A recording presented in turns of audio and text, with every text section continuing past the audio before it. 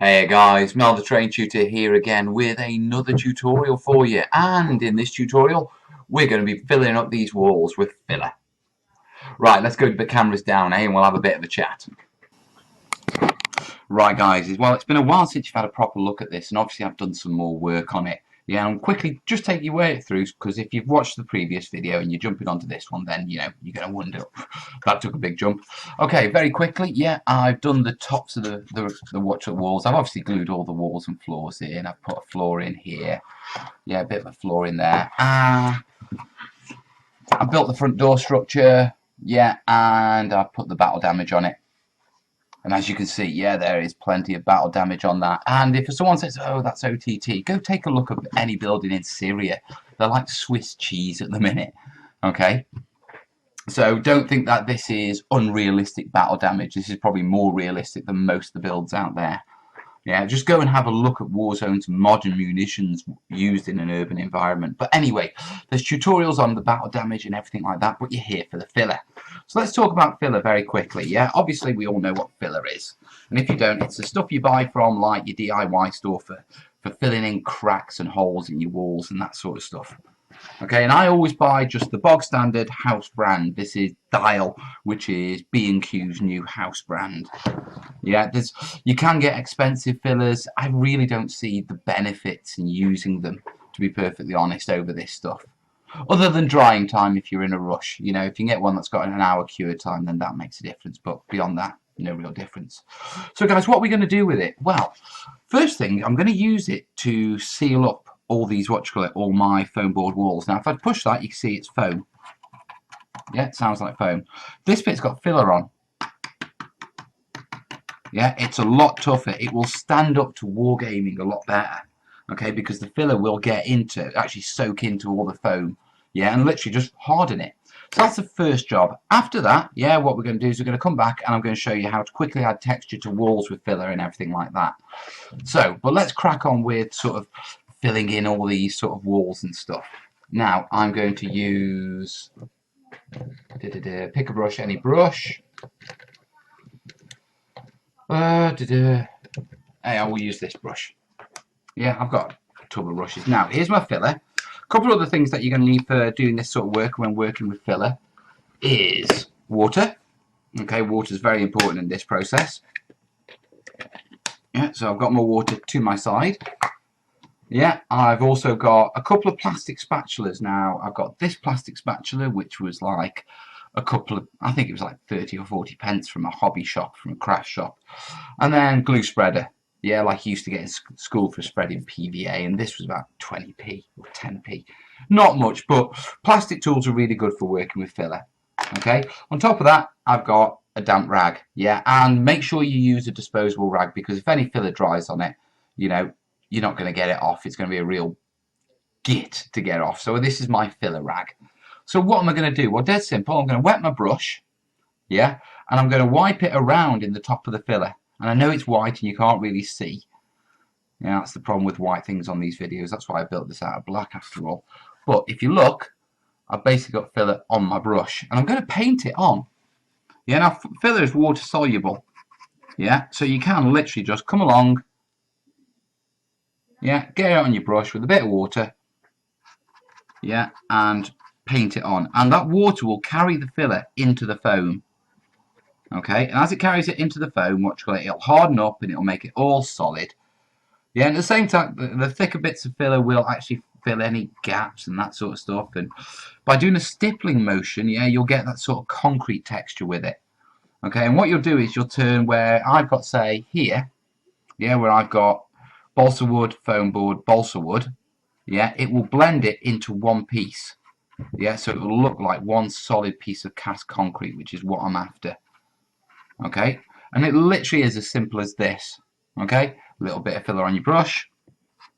Yeah, and just go down, go one side of the foam board first, and do the other side. Now I'm trying my best, well, I won't say I'm trying my best to not get it on the walls, because I'm going to be going over those and texturing them anyway. Yeah, but I'm trying to be as clean as possible so I don't get big lumps on the walls. Yeah, because you would get big lumps on the actual,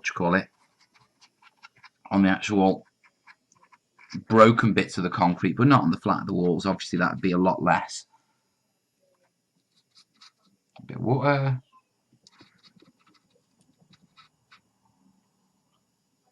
Yeah.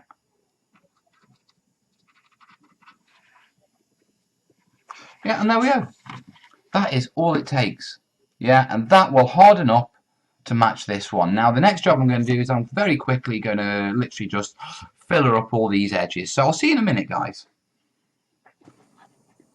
So guys, that's all the sort of exposed edges done. So literally you can see where all the white is. The only one that I haven't done yet is this one here. Okay, and what I thought was, for this one here, I'd bring you a close-up just as I finish it. So okay, so the first thing is the watered down, what you call it, filler. And so as you can see, I've literally drenched my blush with water and filler, and I'm literally making it into almost like milk. Okay, and so when I put this on, yeah, it just flows into all the cracks. I mean, if you really wanted to, you could put a bit of fairy liquid in and use a bit of flow aid and help it flow, but you don't need to really. Okay, and it literally is just painting it on like this. Okay, and what it's going to do is soak into all that polystyrene, and it's going to seal up those gaps. Now, don't worry if you get it on anything, such as, let me just get a bit more, such as these rebars here. Because it's watered down, what you can do afterwards, very quickly, and I can't see what I'm doing, so have I got underneath it? Very quickly. Yeah, I have. And then very quickly, you can just simply come back with a wet brush, yeah, and then just clean these bits up. Now, don't go crazy on cleaning them up, because they wouldn't come out the concrete perfectly clean. Yeah, they come out with bits of concrete attached. Okay, now that's literally all I'm doing to fill in these cracks. Yeah, if I want a bit of texture like it's properly broken, then what I do is I get a little bit on my brush, yeah, and I do a stippling effect, and that'll give you a bit of sort of rocky texture on it. Yeah, let me get a bit more on. Yeah, as you can see, it just leaves little bits of filler all over the place. Okay, now I did say at the start, what you call it, that we got other tools. Now these other tools were my spreaders and my spatula, and basically, although filler's really good at, you know, when you water it down and getting in everywhere, yeah, there are going to be times when you come along and you're like, yeah, I need a bit in there. Yeah, so you use your spatula to actually get your bits in, and then once you've got it in, just stipple it a bit with your brush to get rid of that blobby look. Okay, to make it look a little bit more realistic. Yeah, and there's a few little holes on here that I'll go around and I'll very quickly just touch up, yeah, and fill them in.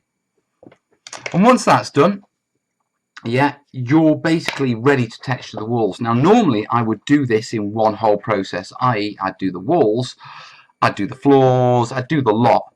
Yeah, but I've broken it down purely for this tutorial. Now, let me just pull it back a bit so you can actually see what I'm doing again.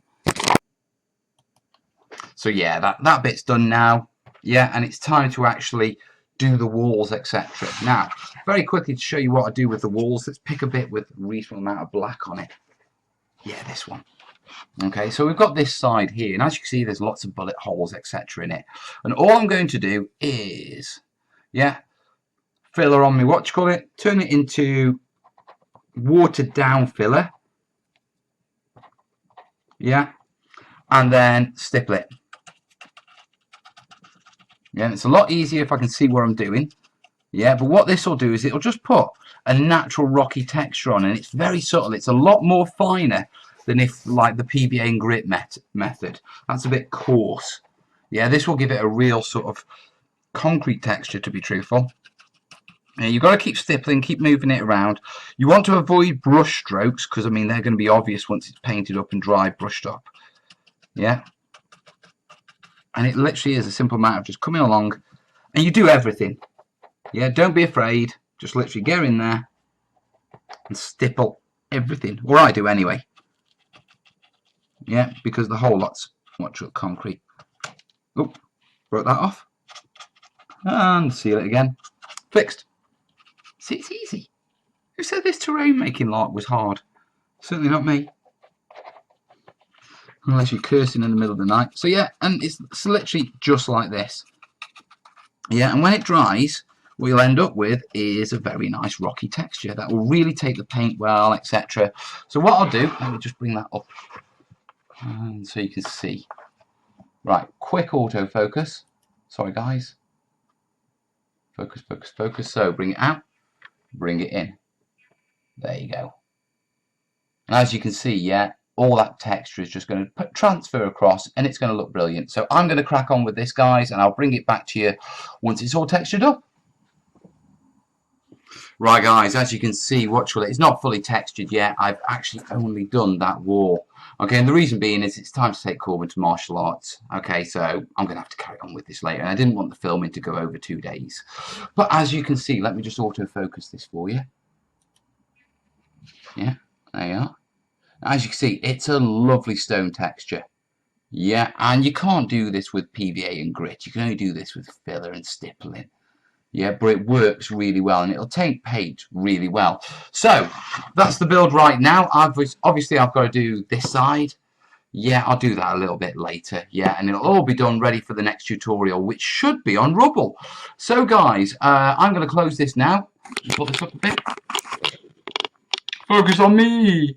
So guys, I hope you found that interesting. I hope you found it useful as always. Any comments as always, throw them in the comments. Yeah, I'm always after learning new things. So if you've got any experience with this or you use different products, throw it in the comments, yeah. Any questions, throw them in the comments. If you're new to the channel, you know, feel free to subscribe if you're into terrain tutorial. If you're into terrain tutorials, that's a tongue twister. A tongue twister terrain tutorial. I'm not re-recording this. I've already re-recorded it once. Anyway, guys, listen. Hope you found the tutorial useful. Yeah, next tutorial in this particular build is going to be on rubble. So, next video will be on rubble, guys. In the meantime, you'll probably see me working on something else, to be perfectly honest, because I've got tons going on. Yeah, right. I've got to cut this short because I've got to take Corbin to martial arts. So, I will see you later, guys. All the best. Ta-ra.